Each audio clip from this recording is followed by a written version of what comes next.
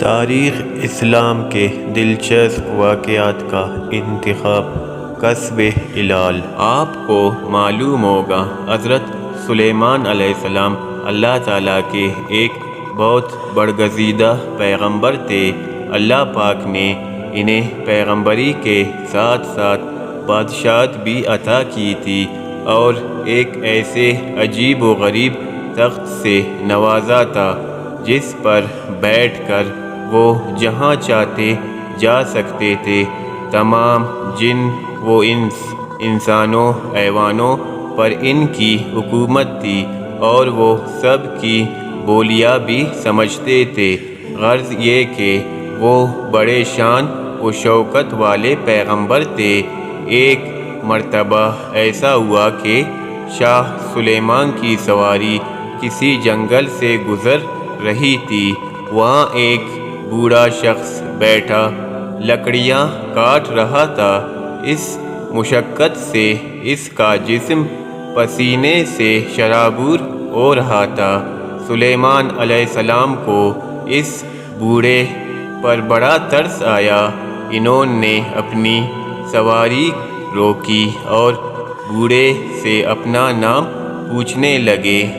بوڑھا آدمی نے اپنا نام سلیمان بتایا۔ سبحان اللہ!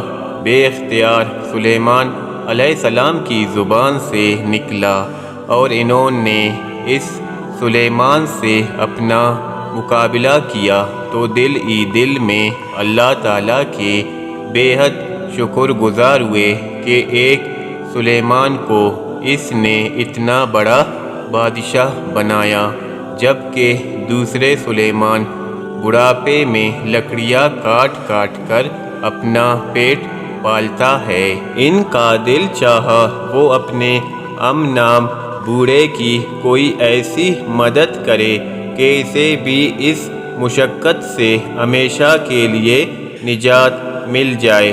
چنانچہ انہوں نے اپنی تاج میں سے ایک قیمتی ہیرا نکال کر بوڑھے آدمی کو دیا اور ہدایت کی کہ اسے فروخت کر کے اس رقم سے اپنی بقایا زندگی آرام سے گزارے۔ بوڑھے نے خوش ہو کر ہیرا لے لیا اور اپنی آری بوری اور کٹی ہوئی لکڑیاں وہاں جنگل میں چھوڑ کر ہیرا فروخت کرنے کے لیے شہر کی طرف چل دیا۔ راستے میں وہ ہاتھ کھول کھول کر سرخ رنگ کے اس ہیرے کو بار بار دیکھتا جاتا تھا۔ اس کی عقل حیران ہو رہی تھی کہ خدا نے اس ننھے سے سنگریزہ کو کیسے چمک دمک اور قد و قیمت بخشی ہے کہ اس کی آمدنی میری ساری زندگی آسودہ کر دے گی اور مجھے کبھی بھی اپنی اور اپنے بچوں کی زندگی گزارنے کے لیے محنت نہیں کرنی پڑے گی۔ بوڑھا ابھی ہیرے کو دیکھ کر یہ بات سوچ رہا تھا کہ اچانک ایک چیل آئی اور سرخ ہیرے کو گوشت کا ٹکڑا سمجھ کر اس کے ہاتھ سے لے اڑی۔ بوڑھا بیچارہ اس بلائے ناگہانی کے لیے بالکل تیار نہ تھا۔ اس کے وہم و گمان میں بھی نہیں تھا کہ کوئی پرندہ اس کے ہاتھ سے یہ قیمتی چیز اچک سکتا ہے، ورنہ وہ مٹھی بند ہی رکھتا۔ بوڑھے کو بہت افسوس ہوا۔ ناچار اس نے جنگل کا رخ کیا تاکہ وہ دوبارہ اپنے کام پر لگ سکے، کاٹی ہوئی لکڑیاں اٹھائے اور انہیں بیچ کر پیسے گھر لے کر جائے۔ لیکن وہاں پہنچا تو کاٹی ہوئی لکڑیاں بھی کوئی اٹھا کر لے گیا تھا۔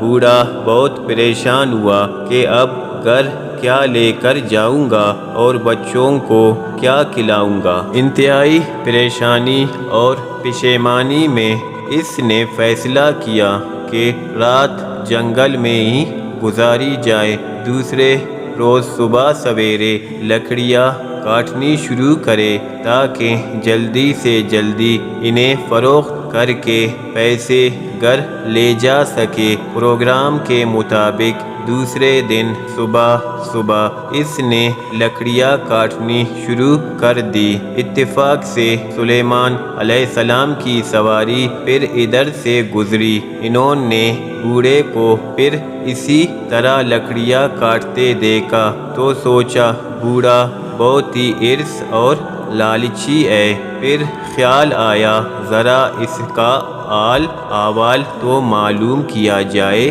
جب بات چیت ہوئی تو اس نے اپنی کم نصیبی کی ساری داستان سلیمان علیہ السلام کو سنا دی۔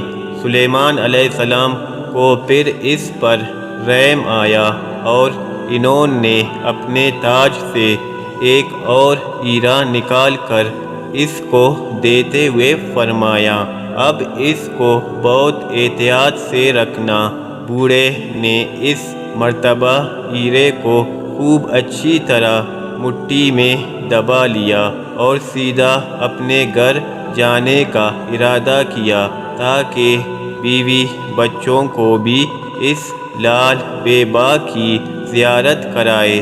اس کے گھر کے راستے میں ایک دریا تھا جو وہ ایک چھوٹی سی کشتی میں بیٹھ کر پار کیا کرتا تھا۔ اس روز اتفاق سے دریا میں پانی زیادہ تھا۔ ہلکی سی طوفانی آئی اور کشتی ڈوبنے لگی۔ اپنی جان سنبھالنے کی فکر میں ہیرا اس کی مٹھی سے نکل گیا اور پانی میں گر گیا۔ اسے بڑا افسوس ہوا۔ اب کیا کر سکتا تھا؟ گھر جانے کے بجائے اس نے دوبارہ جنگل کی راہ لی اور لکڑیاں کاٹنے بیٹھ گیا۔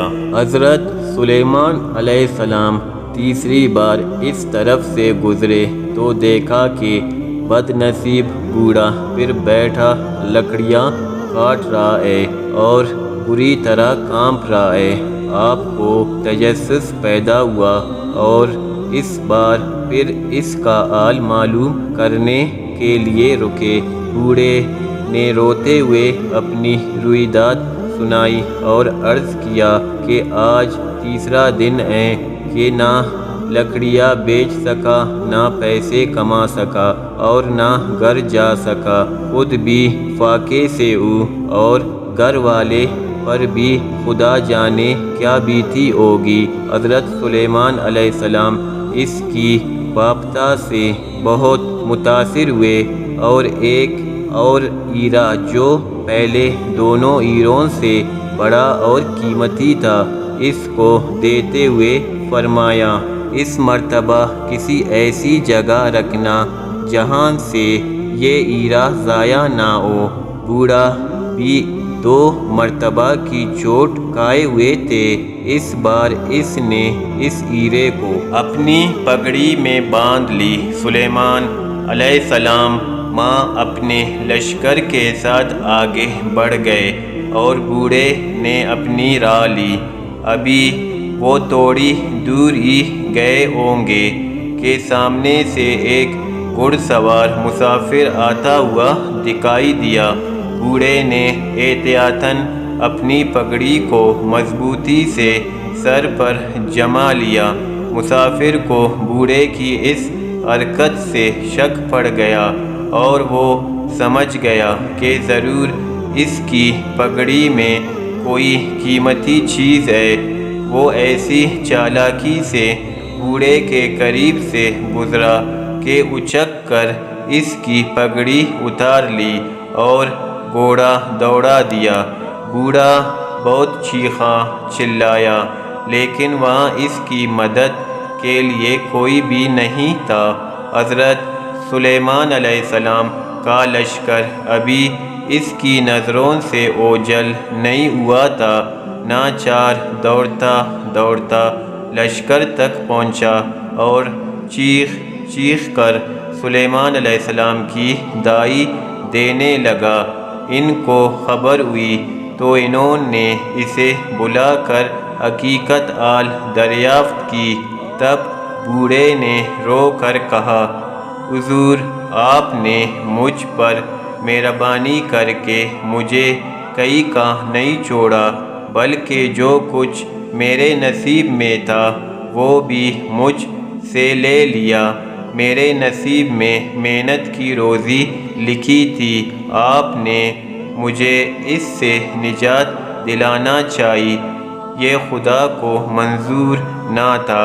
آپ کی مہربانی سے میں اور میرے گھر والے 3 دن سے بھوکے ہیں۔ سلیمان علیہ السلام نے آبدیدہ ہو کر فرمایا، واقعی رازق خدا ہے، میں نہیں ہوں۔